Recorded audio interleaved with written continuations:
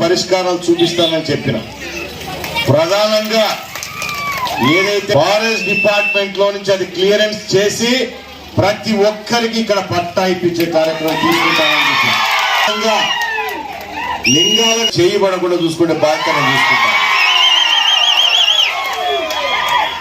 Tourism కూడా develop చేస్తాం. ఇంకా కొంతమంది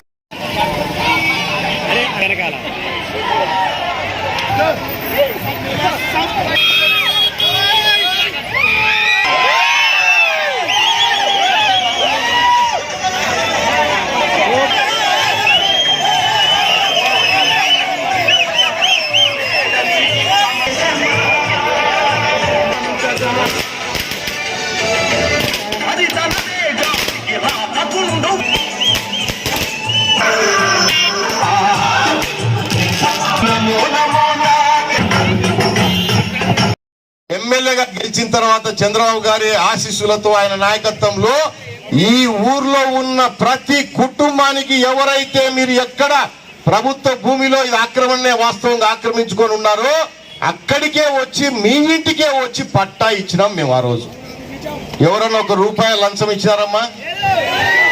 ₹1 లంచం ఇచ్చినారా? ఎవరన్నా ఎంఆర్ఓ ఆఫీస్కి పోయినారా?